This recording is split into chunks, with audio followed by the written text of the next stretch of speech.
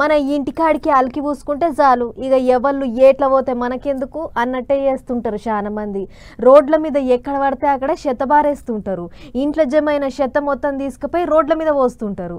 ఆ సొంటోళ్లను మార్చనీకనే నెలకో రోజు పెట్టుకుని ఊర్లు సాఫ్ చేసే కార్యం ముంగటేసుకుర్రు ఏపీ సర్కార్ వాళ్ళు. కుద్దు సీఎం సారే నెలకో ఊరు తిరుగుతుండు. ఇల్లు వాకిలి అన్ని నీట్గా పెట్టుకోవాలి, ఏడ పడితే ఆడ చెత్త బారేయొద్దు, ముసిరి చేయొద్దు, ఉన్న ఊరును చెత్త చేసుకోవద్దు అని చెప్పనికే ఈసారి కాకినాడ జిల్లా పెద్దాపురం పోయిండు ఏపీ ముఖ్యమంత్రి చంద్రబాబు సారు. వాడల పొంటి తిరిగి పెద్దాపురం పబ్లిక్ ను పాయిరంగ పలకరించిండు పెద్ద సారు. దూరం నిలబడి చూస్తున్న వాళ్ళను కూడా దగ్గరికి పిలుచుకొని మంచి చెడ్డ అడిగి తెలుసుకున్నాడు. నీ ఇల్లే కాదు ఊరును కూడా నీట్గా పెట్టుకోవాలి అన్నట్టు చెప్పిండు. సీఎం సార్ అందరిని పిలిచి మరీ ఆపతి చాపతి అడిగి తెలుసుకునేటాలకు పబ్లిక్ మస్తు ఖుషి అయినరాట. అంతేకాదు అందరితోని కలిసి బ్యానర్ పట్టుకొని ర్యాలీ తీసిండు సారు. అటెనక మీటింగుల ముచ్చట్లు కూడా జోరుగానే నడిచినాయి. అన్నిటికి మించి అక్కచెల్లెన్లకు పిరి బస్సు పెట్టినాము, ఇక అవగారింటికి పోవాలనన్నా ఎటు పోవాలనన్నా రూపాయి ఖర్చు లేదు, రంది లేదా అన్నట్టు నవ్వుకుంటా ముచ్చట్లు చెప్పిండు. నిన్ననే మా ఆడబిడ్డలు ఉత్సాహం చూస్తున్నా. స్త్రీ శక్తి ఉచిత బస్సు ప్రయాణం ఏమమ్మా ఆడబిడ్డలు ఆనందంగా ఉన్నారా లేదా? మీరు మా ఆడబిడ్డల్ని పైకి తీసుకొస్తానని చెప్పింది మొట్టమొదటిసారిగా నేనే, అవునా కాదా?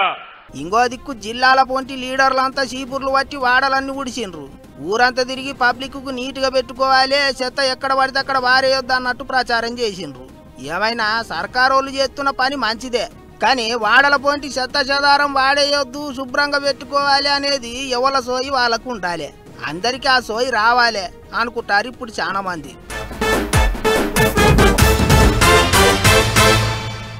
సెంటర్ వాళ్ళు ఇస్తలేరు, మేమెట్లా చేయాలి చెప్పుర్రి అని షే పార్టీ వాళ్ళు. రాష్ట్రంలో గెలిచింది మీరే కదా, మీరే ఇయ్యాలి అని ఎగస్ పార్టీ వాళ్ళు. గిట్ల యూరియా బస్తాల పంచాది ఎక్కడా తెగుతలేదు. నడమ రైతన్నలు ఆగమాగమవుతుర్రు. పొదుమాపు పనులన్నీ ఇడిచిపెట్టుకొని లైన్లల్లో పానసారం పడుతుర్రు. అయితే రైతన్నలకు యూరియా కష్టాలు పోవాలంటే ఓ మంచి ఉపాయం ఉన్నదట. మరిగా గదేందో చూద్దాం పారి. ఎటు చూసినా యూరియా పంచాదే, ఏ ఊర్లో చూసినా రైతన్నలు లైన్లు కట్టిన ముచ్చట్లే. యూరియా బత్తాల కొరకు చిన్న గోసగా ఆదుపోన్రి. కొన్ని జాగాలనైతే లైన్లలో నిలబడలేక చక్కరొచ్చి కింద పడతాన్రు. వనపర్తి జిల్లా ఆత్మకూరు దిక్కు ఏమైందో చూడుర్రే.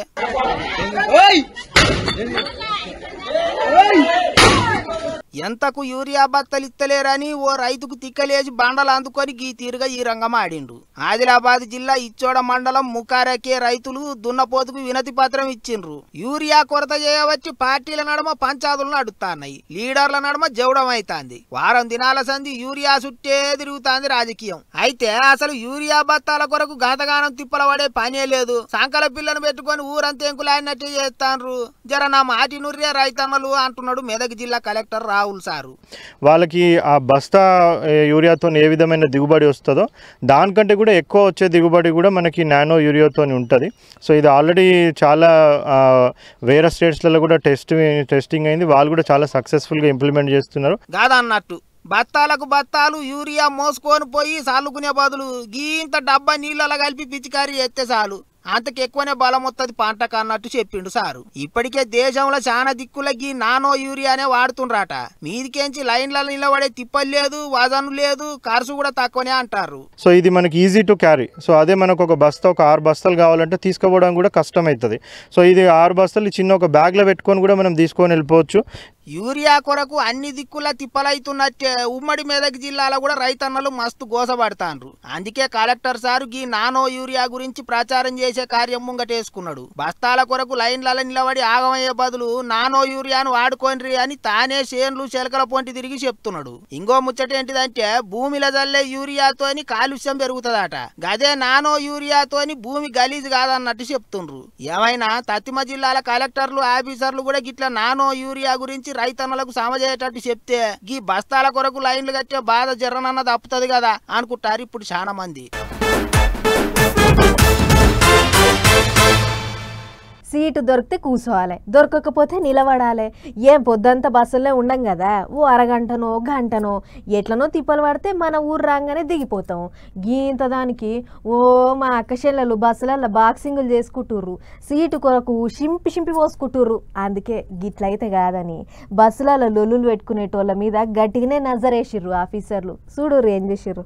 సర్కారు వాళ్ళు ఎలక్షన్లు అప్పుడు హామీ ఇచ్చిండ్రు, ఇచ్చిన మాట నిలబెట్టుకున్నారు. మొన్న 15 ఆగస్టుకు ఏపీలో కూడా పీరీ బస్సు పథకం చాలా అయింది. సర్కారు మీద 1000 కోట్ల వజన పడుతున్నా సరే ఆకచెల్లెన్లకు అక్కడికి వస్తుంది కదా అని పథకం అమలు చేసిండ్రు. మరి అసోంటప్పుడు దాన్ని ఎట్లా వాడుకోవాలి? మంచితనాన బస్సు ఎక్కాలి, మంచితనాన బస్సు దిగాలి, అంతేగాని సీట్ల కొరకు గుద్దులాడుకుంటాం, సిగలు పట్టుకుంటాం అంటే ఎట్లా అని కోపానికి వస్తుండ్రు ఇప్పుడు చాలా మంది. గిట్లనే మొన్న విజయవాడకేంచి జగ్గయ్యపేట పోయే బస్సులో ఈపులన్నీ మండ చంపుకుండ్రు ఇద్దరు ఆడోళ్ళు. ఎవళ్ళెంత ఆగబట్టినా ఇన్లేదు. అందుకే సీదా బస్సును పోలీస్ స్టేషన్ కు తీసుకుపోయిండట డ్రైవర్ సాబు. చెప్పిన అయినకుండా బస్సులో ఎట్లా పడితే అట్లా లొల్లి చేసుకొని కొట్టుకున్న ఆడోళ్ళ మీద న్యూసెన్స్ కేసులు పెట్టిండ్రట పోలీసు వాళ్ళు.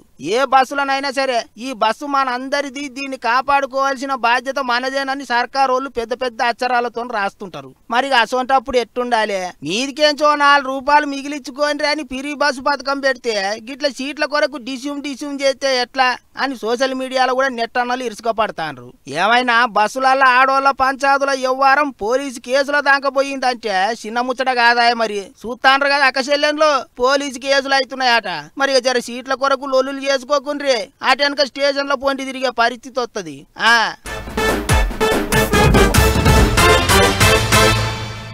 పొద్దంతా కాయ కష్టం చేసి దేశానికి బుక్కెడు బువ్వ పెట్టే రైతన్నకు పెద్ద దోస్తు ఎవళ్ళంటే ఆయనకున్న ఎడ్లే. దినం కడుపు నిండా తిండి పెట్టి ఏ అరకనో బండో కట్టి అల్లిస్తుంటే రైతుకు కావాల్సిన పనులన్నీ చేసి పెడుతుంటాయి. అందుకే ఆ ఎడ్లను దేవుళ్ళ లెక్క కొలిచే పండుగ కొమురంభీం జిల్లాలో అవ్వల్దారయ్యింది. మరి ఎట్లెట్లా అయ్యిందో మనం కూడా చూసేద్దాం పార్రి. ఎడ్లకు మంచిగా తానాలు చేపించి కొమ్ములకు పూలు, నొస్టికి గవల పట్టీలు, మెడల గజ్జల పట్టీలు, బాషింగాల సొంటి టిక్లీలు, మోపురం మీద ఊపిరి బుగ్గలు పెట్టి రెడీ చేసిరు చూడుర్రి. గిదే ఆ ఎడ్ల పండుగ. ప్రతేడు శ్రావణ మాసంలో అవుతుంది. పొలాల అమాస అని పిలిచే ఈ పండుగ రాష్ట్ర సర్కార్ ఆధ్వర్యంలో ఆదిలాబాద్ జిల్లా తాంసీల మా జోరుగయ్యింది. ఎడ్లను పరమశివుని లెక్క తలిచి కొలుస్తారు కాబట్టి ఈ పొలాల అమాస పండుగ అంటే అక్కడి రైతులకు ఎంతో ఇష్టమట. అందుకే శివయ్య గుడికాడ కోలాటం భజనలు చేసుకుంటా మా సంబరంగా ఆడి పాడేరు. అంతకంటే మొదలు తోలు డప్పులు కొట్టుకుంటా పీకలు ఊదుకుంటా ఎడ్లను గుడికాడికి తోలుకొచ్చిర్రు. ఇక చూడరాదుర్రి ఎట్లా ముస్తాబ్ చేసిర్రు. ఒక్కో ఎద్దు ఒక్కో గంగెద్దు లెక్కనే ఉన్నది. గిట్ల ఉమ్మడి ఆదిలాబాద్ జిల్లాలో అయ్యే ఏ పండుగనైనా చాలా ఇచ్చింద్రంగా ఉంటది. వాళ్ళ కట్టు బొట్టు సాంప్రదాయం ఏది చూసినా చూడముచ్చటగా ఉంటది. అందుకే పొలాల అమాస పండుగ అవుతుందని తెలవంగానే ఎక్కడెక్కడికెంచో శీతం మంది వచ్చిర్రు చూస్తానికి. ఇక శివయ్య గుడికాడ పూజలు కాగానే రైతులు వాళ్ళ ఎడ్లను గీ తీర్ల గుడి చుట్టూ తిప్పిర్రు. ఎడ్లు గుడి చుట్టూ ఉరుకుతుంటే చూసినోళ్ళంతా మస్తు మురిసిర్రు. ఆ టెంక వాటికి ప్రసాదాలు తినిపించి ఖుషి చేసిర్రు. ఇటు జైనూర్లో కూడా ఇట్లనే ఎడ్లను మంచిగా సింగారిచ్చిన రైతులు శివాలయం చుట్టూ తిరుగుతుంటే చూడొచ్చినోళ్ళంతా కళ్ళ అప్పజెప్పి చూసిర్రు. అయితే ఉరుకుతున్నంత సేపు ఏ ఎద్దు ఎవరిని ఓడుస్తుందో అన్న బూగులే ఎక్కున్నదట. ఆయన కూడా ఎక్కడేం లొల్లి పంచాదులు కొట్లాటలు లేకుండా నిమ్మలంగానే వడిచిపోయింది. ఏదేమైనా రైతు దోస్తులైన ఎడ్లకు కూడా గింత మంచిగా పండుగ చేసిర్రంటే ఇది కూడా ఒక సాంప్రదాయమే అని అనుకుంటుర్రు గీ ముచ్చట చూసిన పబ్లిక్.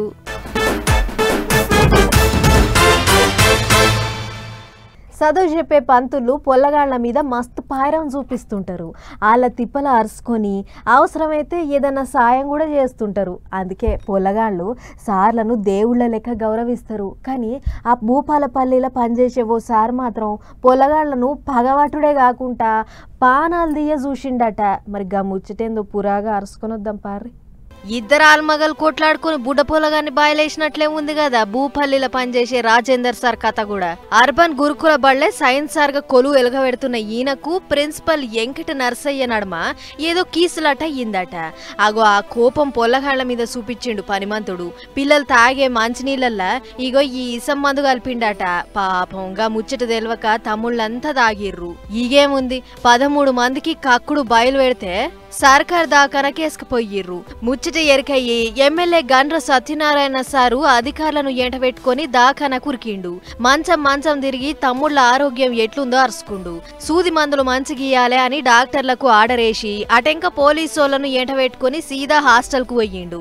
ఇక ఇట్లెందుకు చేసిండు బిడ్డ మీ సారు అని అడిగితే పొల్లగాళ్ళు ఏమంటుర్రు ఇనుర్రి.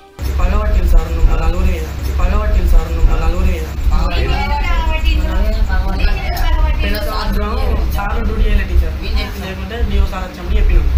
మీరే మానే చెప్తారా అని రోజు మానే నేర్దాం చూసినాం. చిత్తగల పెట్టినాం.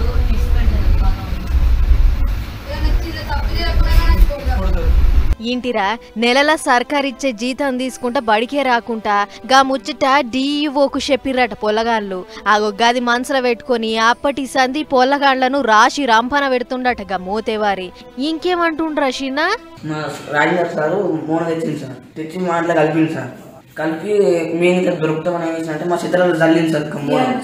చిత్రాలు చల్లలా పెట్టింది సార్. పెట్టినందుకు మేము చూసినందుకు మమ్మల్ని బూసి దగ్గర పోర్రా చెప్తాం కొట్టింది సార్. మమ్మల్ని కొట్టి ఇంట్లో పెట్టింది సార్. వాళ్ళు చికెన్ మటన్ తిన్నాక మేము మొత్తం చూసినాం సార్. చూసినందుకు అరే మీరు చెప్తారా అని బెదిరించింది సార్. సార్ ఇక మీరు మంది అవుతారు, సీరియల్ తింటారు, అన్ని బుక్కుతారు, మీ అయ్యవలో చెప్తా, మీరు చెప్పకూడదు, మీ అయ్యవలో చెప్తా, మేము తీసిస్తా అని అంటాను సార్. ఓ వీని అన్యాయం పాడుగాను. వాడు చదువు చెప్పే సారా లేకుంటే పానాలు తీసే రౌడా అని అనుకున్నారట ఎమ్మెల్యే ఇంకా వచ్చిన అధికారులంతా.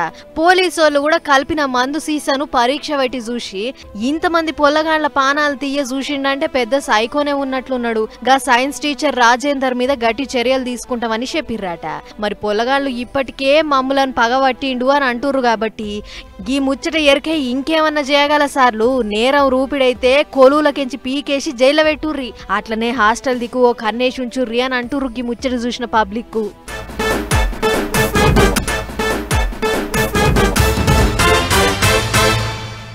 ఓ 30 ఏండ్ల కింద కూలి పనులకు ఇప్పటికీ జమీన్ ఆస్మాన్ ఫరక్ ఉన్నది. అప్పట్లో కూలి పని ఎంత దూరం ఉన్నా నడిచేపోయేది, నడిచే వచ్చేది. కానీ ఇప్పుడు బండ్ల మీద తోలుకపోతుర్రు, తోలుకొస్తుర్రు. మీదంగా కూలి పని గంటలు తగ్గి రేట్లు కూడా మస్తు పెరిగినాయి. అందుకే ఆ ఖర్చులు భరించుడు నాతోని కాదనుకున్న ఓ రైతు పాపం గింత పని చేసిండు. అయ్యో రైతు గోసలు రాస్తే రామాయణం ఇంటే భారతమే అయ్యేటట్లుందిగా. ఇక చూడుర్రి కడప జిల్లాల ఎడ్లు గుంజాల్సిన అరకను పొల్లగాండ్లు ఎట్లా గుంజుతుర్రో. పెళ్లిమర్రి మండలం మమ్ముసిద్దుపల్లిలుండే గీ రైతు పేరు చంద్రశేఖరు. ఆయనకున్న 4 ఎకరాలల్లా ఓ ఎకరంలో పత్తేసి ఇంకో 3 ఎకరాలల్లా చామంతి పూల తోట పెట్టిండు. అయితే గా తోటల అడ్డం దొడ్డం పెరిగిన కలుపు మొక్కలుంటాయి కదా, ఆగో గా గడ్డి గరకలను పీకేసేందుకు కూలోళ్ల కోసం పోతే గుత్త లెక్కనైతేనే వస్తాం. అది కూడా 100లు కాదు వేలలో ఉంటదని చెప్పిర్రట రేట్లు. ఇక కూలి ఖర్చులిని దడుసుకున్న రైతన్న వేలకు వేలు మీకే ఇస్తే ఇక నాకేం మిగులుతుందని ఇగో ఇట్లా బిడ్డనో దిక్కు కొడుకునో దిక్కు కాడివట్టిచ్చి అరక గుంజిపిస్తుండు. పాపం వాళ్లకు మాత్రం ఇది అలవాటు లేదు కదా. ఇక చేతులు నొప్పులు పడుతున్నా కూడా సొంత పని కాబట్టి ఓర్సుకొని చేసిర్రు. ఇట్లా ఇంటి కోసం తిప్పలు పడుతున్న తండ్రికి కొడుకు బిడ్డే ఆసరవ్వుడు మంచి ముచ్చటే గాని మంచిగా చదువుకోవాల్సిన యాళ్ళ బడికి పోకుండా పొలం పనులు కొంగుడే చాలా బాధ అనిపించబట్టింది. మాకు కలుపు తీసుకున్నానికి యంత్రాలు ఏదైనా మిషన్ల మాదిరి పిల్లలు ఉన్నాయి కదా చిన్నవి, మాకు ఏదైనా సబ్సిడీతో మాకు ఇవ్వాలని మేము కోరుతున్నాం ప్రభుత్వాన్ని. గదన్నట్లు రాను రాను కూలోళ్ళ ఖర్చులు తడిచి మోపడైతున్నాయి కాబట్టి సర్కారోళ్ళ రైతులకు సబ్సిడీ కింద కలుపు తీసే పని ముట్టిస్తే మంచుకుంటది. ఇంకింత హుషారుతోని సాగు చేస్తామన్నట్లు చెప్పుకొస్తుండు. అంతేకాదు అన్నదాతలకు ఎప్పటికప్పుడు కొత్త కొత్త పనిముట్లు ఇస్తే వ్యవసాయం మరింత జోరుగా అవుతుంది. గిట్ల పొల్లగాళ్లతోని అరకలు పట్టించే అక్కర కూడా ఉండదని చెప్పుకొస్తుండు. చూడాలి మరి రైతుల కోసం సర్కారు ఇంకేమన్నా ఉపాయాలు చేస్తుందో లేదో.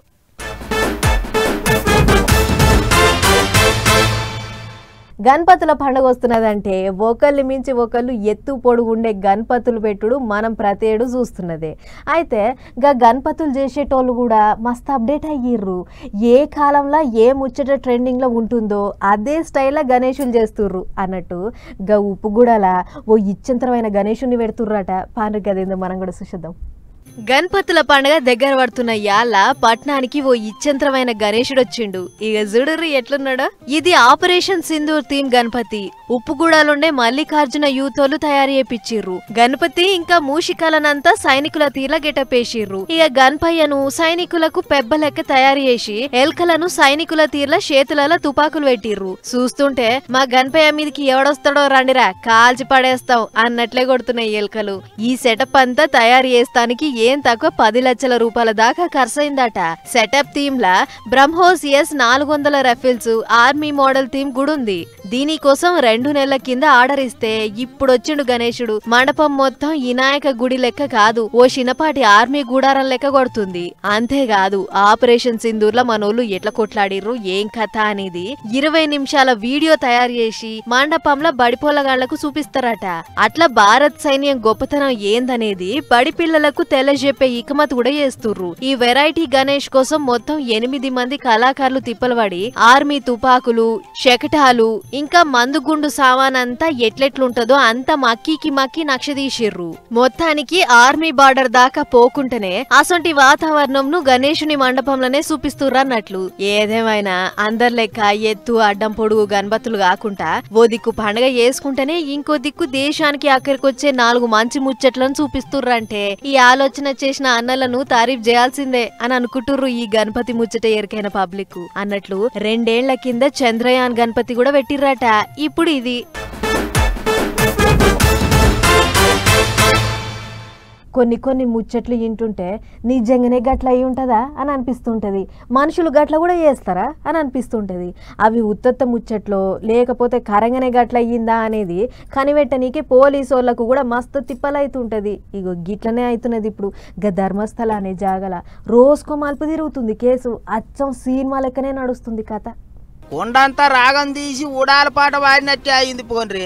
గా కర్ణాటక రాష్ట్రంలో ఉన్న ధర్మస్థల అనే జాగల 100 మందిని పూడ్చిపెట్టిండ్రు, అన్యాలంగా జీవి తీసిండ్రు అని కొన్ని వద్దుల కింద అక్కడి మున్సిపాలిటీలో పనిచేసిన ఓ మనిషి పోయి పోలీసు వాళ్ళకు మతలబు చేసిండు. తానే తన చేతులతోనే అందరినీ పూడ్చిపెట్టిన అన్నట్టు కూడా చెప్పిండు. ఇక అప్పటి సంది దేశమంతగా ధర్మస్థల ముచ్చట్ల గురించే మాట్లాడుకుండ్రు. 100 మందిని చంపి పూడ్చిపెట్టిండ్రంటే ఓ కొడుకో ఎంత ఘోరమైంది, గట్టెట్ట చేసిండ్రు అని నలుగురు 4 తీర్లే మాట్లాడుకున్నారు. గా మనిషి చెప్పింది నిజమే కావచ్చని పోలీసు వాళ్ళు కూడా చెట్లు పుట్టల పట్టుకొని ఎంకులాడిండ్రు, గుంతలు తోడిండ్రు. అంత ఆగమాగం అయింది పోన్రి. ఇంతకు ఆఖరికి తేలిన ముచ్చట ఏందో ఎరికేనా?